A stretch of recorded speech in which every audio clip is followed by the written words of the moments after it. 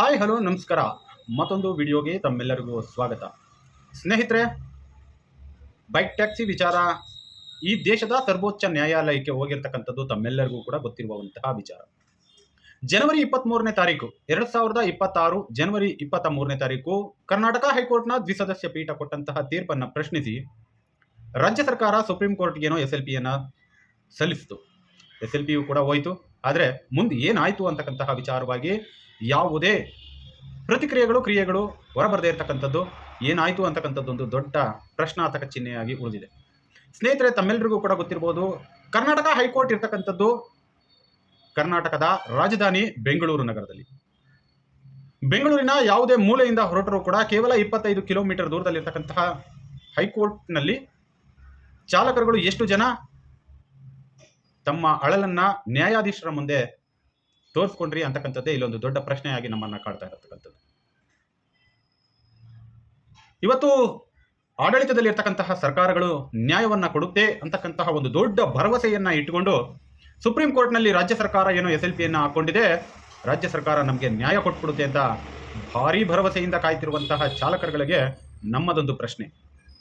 Karnataka high court ಪ್ರತಿದಿನವೂ ಕೂಡ ನೀವು ನೋಡುವಂತಹ, ನೀವು ಓಡಾಡುವಂತಹ ರಸ್ತೆಯ ಭಾಗದಲ್ಲಿಯೇ ಇದ್ರೂ ಕೂಡ ಕರ್ನಾಟಕ ಹೈಕೋರ್ಟ್ನ ಮೆಟ್ಟಿಲಲ್ಲಿ ಹತ್ತಿ ನಿಮ್ಮ ವಿಚಾರಣೆಗೆ ಸಂಬಂಧಪಟ್ಟ ಒಂದೇ ಒಂದು ಪ್ರಕರಣದಲ್ಲಿ ತಾವುಗಳು ಗೆಲ್ಲೋದಕ್ಕೆ ಆಗಲಿಲ್ಲ.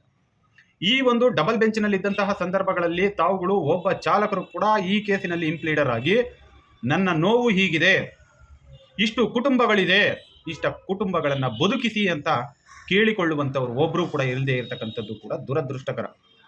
ತಾವೇನಿವತ್ತು ಓಲಾ, ಊಬರು, ರ್ಯಾಪಿಡೋ, ನಮ್ಮ ಯಾತ್ರಿ ಅಂತ ಪ್ಲಾಟ್ಫಾರ್ಮ್ನ ಫೀಸ್ಗಳನ್ನ ಕಟ್ಟಿ ತಾವುಗಳು ಸೇವೆಗಳನ್ನ ನೀಡ್ತಾ ಇದ್ದೀರಾ. ತಾವು ಕಟ್ಟಿದಂತಹ ಪ್ಲಾಟ್ಫಾರ್ಮ್ನ ಫೀಸನ್ನೇ ಬಳಕೆಯನ್ನ ಮಾಡಿಕೊಂಡಿರ್ತಕ್ಕಂತಹ ಇಂಥ ಅಗ್ರಿಗೇಟರ್ ಕಂಪನಿಗಳು ತಮ್ಮ ವಿರುದ್ಧವಾಗಿಯೇ ದೊಡ್ಡ ಷಡ್ಯಂತ್ರವನ್ನ ಹೂಡಿದ್ರೂ ಕೂಡ ತಾವುಗಳಿಗೆ ಅದೇ ಕಂಪನಿಯಲ್ಲಿಯೇ ಕರ್ತವ್ಯ ನಿರ್ವಹಿಸುವಂತಹ ಬಹುದೊಡ್ಡ ವೇದಿಕೆಯಾಗಿ ನಿರ್ಮಾಣಗೊಂಡಿದ್ದು ದುರದೃಷ್ಟಕರ.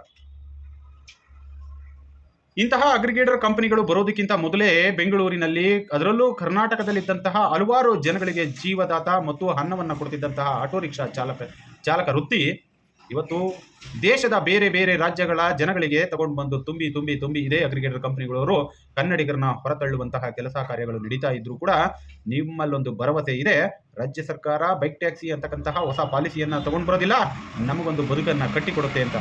ಹಾಗೇನಾದ್ರೂ ಅಂದ್ಕೊಂಡಿದ್ರೆ ಅದು ನಿಮ್ಮ ದಡ್ಡತನ. ದೇಶದ ಸರ್ವೋಚ್ಚ ನ್ಯಾಯಾಲಯಕ್ಕೆ ಕಳಿಸಿಕೊಟ್ಟಿರತಕ್ಕಂತಹ ತೀರ್ಪಿನಲ್ಲಿ ಇದುವರೆಗೂ ಕೂಡ ಯಾವ ಒಂದು ಪ್ರೋಸೆಸ್ ಕೂಡ ಆಗದೇ ಇರತಕ್ಕಂತಹ ಒಂದು ವಿಚಾರ ಮಾನ್ಯ ಸುಪ್ರೀಂ ಕೋರ್ಟ್ನಿಂದ ಒಂದು ಮೆಸೇಜ್ ನಮಗೆ ಸಿಕ್ಕಿದೆ. ಸ್ನೇಹಿತರೆ, ಪ್ರಸ್ತುತ ಈ ಪ್ರಕರಣವು ಇನ್ನೂ ಆರಂಭಿಕ ಹಂತದಲ್ಲಿದ್ದು ಸುಪ್ರೀಂ ಕೋರ್ಟ್ನ ದಿನನಿತ್ಯದ ವಿಚಾರಣಾ ಪಟ್ಟಿಯಲ್ಲಿ ಕೇಸ್ ಲಿಸ್ಟ್ ಇನ್ನೂ ಕೂಡ ಅಧಿಕೃತವಾಗಿ ಪ್ರಕಟಣೆಯಾಗಿಲ್ಲ. ಲಿಸ್ಟ್ ಇನ್ನೂ ಆಗಬೇಕಾಗಿದೆ, ಪೆಂಡಿಂಗ್ ಇದೆ. ಪ್ರಮುಖ ಬೆಳವಣಿಗೆಗಳನ್ನು ಮತ್ತು ಮುಂದಿನ ಪ್ರಗತಿ ಯಾವುದೇ ತಡೆಯಾಜ್ಞೆ, no stay order. Supreme court ಈ ಮೇಲ್ಮನವಿಯನ್ನು ಇನ್ನೂ ವಿಚಾರಣೆಗೆ ಎತ್ತಿಕೊಳ್ಳದ ಕಾರಣ ಬೈಕ್ ಟ್ಯಾಕ್ಸಿ ನಿಷೇಧ ತೆರವುಗೊಳಿಸಿದ ಹೈಕೋರ್ಟ್ನ ತೀರ್ಪಿಗೆ ಸದ್ಯಕ್ಕೆ ಯಾವುದೇ ತಡೆಯಾಜ್ಞೆ ಸಿಕ್ಕಿಲ್ಲ. ಆದ್ದರಿಂದ ಪ್ರಸ್ತುತ ಕರ್ನಾಟಕದಲ್ಲಿ ಓಲಾ, ಊಬರ್ ಮತ್ತು ರ್ಯಾಪಿಡೋ ಬೈಕ್ ಟ್ಯಾಕ್ಸಿಗಳ ಕಾರ್ಯಾಚರಣೆಗೆ ಯಾವುದೇ ಕಾನೂನಾತ್ಮಕ ಅಡ್ಡಿ ಇಲ್ಲ. ಮುಂದಿನ ವಿಚಾರಣೆಯ ದಿನಾಂಕ, ನೆಕ್ಸ್ಟ್ ಹಿಯರಿಂಗ್ ಡೇಟ್, ಸುಪ್ರೀಂ ಕೋರ್ಟ್ನ ರಿಜಿಸ್ಟ್ರಿಯ ಈ ಅರ್ಜಿಯಲ್ಲಿನ ತಾಂತ್ರಿಕ ಪ್ರಕ್ರಿಯೆಗಳನ್ನು ಪರಿಶೀಲಿಸುತ್ತಿದೆ, ಇನ್ನು ಪರಿಶೀಲನೆಯಲ್ಲಿದೆ. ಇದು ಪೂರ್ಣಗೊಂಡ ತಕ್ಷಣ ಕೋರ್ಟ್ ಮುಂಬರುವ ವಾರಗಳಲ್ಲಿ ಮೊದಲ ವಿಚಾರಣೆಯ ದಿನಾಂಕವನ್ನು ನಿಗದಿಪಡಿಸಲಿದೆ. ಇತ್ತೀಚೆಗೆ ಕೋರ್ಟ್ ದಾಖಲೆಗಳನ್ನು ಪರಿಶೀಲಿಸುವುದು ಹೇಗೆ ಅಂತಕ್ಕಂತಹ ವಿಚಾರವನ್ನ ತಾವುಗಳು ನಮ್ಮ ಒಂದು ಯೂಟ್ಯೂಬ್ ಚಾನಲ್ ಅನ್ನ ಸಬ್ಸ್ಕ್ರೈಬ್ ಮಾಡೋದ್ರ ಮುಖಾಂತರವಾಗಿ ಮುಂದಿನ ಎಲ್ಲ ಬೆಳವಣಿಗೆಗಳನ್ನ ತಾವು ಗಮನಿಸಬಹುದು ಅಂತೇಳಿ ನಿಮ್ಮ ಮೂಲಕ ಮನವಿಯನ್ನ ಮಾಡ್ಕೊಳ್ತಾ ಇದ್ದೇನೆ. ಸ್ನೇಹಿತರೆ, ಕರ್ನಾಟಕ ರಾಜ್ಯ ಸರ್ಕಾರದಲ್ಲಿ ಸಾರಿಗೆ ಸಚಿವರಾಗಿ ಈ ಹಿಂದೆ ಇದ್ದಂತಹ ಮಾಜಿ ರಾಮಲಿಂಗಾರೆಡ್ಡಿ ಅವರು ಪ್ರತಿ ಬಾರಿಯೂ ಕೂಡ ಒಂದು ಮಾತನ್ನ ಹೇಳೋರು, ನಮ್ಮ ಸರ್ಕಾರ ಇರುವವರೆಗೂ ಕೂಡ ಯಾವುದೇ ಕಾರಣಕ್ಕೂ ಕೂಡ ಬೈಕ್ ಟ್ಯಾಕ್ಸಿಗೆ ಅನುಮತಿಯನ್ನ ಕೊಡೋದಿಲ್ಲ ಅಂತಕ್ಕಂತಹ ಒಂದು ಪ್ರಬಲವಾದ ವಾದವನ್ನ ಮಂಡನೆಯನ್ನ ಮಾಡ್ತಾ ಇದ್ರು.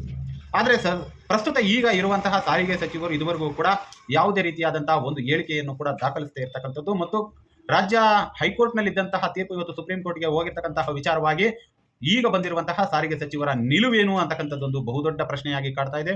ಅವರು ಏನಾದರೂ ಕೂಡ ಈ ಹಿಂದಿನ ಸಚಿವರು ಹೇಳಿದ ರೀತಿಯಲ್ಲಿ ನಾವು ಯಾವುದೇ ಕಾರಣಕ್ಕೂ ಬೈಕ್ ಟ್ಯಾಕ್ಸಿಗೆ ಅನುಮತಿಯನ್ನ ಕೊಡೋದಿಲ್ಲ ಅನ್ನುವಂತಹ ಒಂದು ಸ್ಟೇಬಲ್ ಆಗಿ ನಿಂತ್ಕೊಳ್ತಾರೋ, ಅಥವಾ ಓಲಾ, ಊಬರ್ ಸಂಸ್ಥೆಗಳಿಗೆ ನೋಟಿಸ್ ಅನ್ನ ಜಾರಿ ಮಾಡಿ ಇಲ್ಲ ಸುಪ್ರೀಂ ಕೋರ್ಟ್ಗೆ ಹೋಗಿ ನಾವು ಯಾವುದೇ ಕಾರಣಕ್ಕೂ ಕೂಡ ಅನುಮತಿಯನ್ನ ಕೊಡೋದಿಲ್ಲ. ನಾವು ಅದರಲ್ಲೂ ಕರ್ನಾಟಕದಲ್ಲಿರ್ತಕ್ಕಂಥ ಆಟೋ ಚಾಲಕರ ಪರವಾಗಿ ಇದೀವಿ ಅಂತಕ್ಕಂಥದ್ದನ್ನ ತೋರಿಸ್ತಾರ ಇಲ್ವಾ ಅಂತಕ್ಕಂಥದ್ದು ಒಂದು ಬಹುದೊಡ್ಡ ಪ್ರಶ್ನೆಯಾಗಿ ಕಾಡುತ್ತೆ ಸ್ನೇಹಿತರೆ.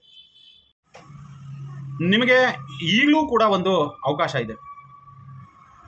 ಕರ್ನಾಟಕದಲ್ಲಿರ್ತಕ್ಕಂತಹ ಚಾಲಕರುಗಳು ಈ ಒಂದು ಕೇಸ್ನಲ್ಲಿ ಪ್ರಕರಣಕ್ಕೆ ಸಂಬಂಧಪಟ್ಟಂತೆ ತಾವುಗಳು ಒಗ್ಗಟ್ಟನ್ನು ಪ್ರದರ್ಶನ ಮಾಡಿ ನೀವುಗಳು ಕೈಯನ್ನು ಬಲಪಡಿಸಿದ್ರೆ ನಿಜವಾಗ್ಲೂ ಕೂಡ ಸುಪ್ರೀಂ ಕೋರ್ಟ್ನ ಒಂದು ಪೀಠದಲ್ಲಿ ತಾವು ಕೂಡ ಒಂದು ಮನವಿಯನ್ನು ಕೊಡೋದಕ್ಕೆ, ನಿಮ್ಮ ಒಂದು ವಿಚಾರಧಾರೆಗಳನ್ನು ಮಂಡಿಸೋದಕ್ಕೆ ಅವಕಾಶಗಳು ಸಿಕ್ಕೇ ಸಿಗುತ್ತೆ.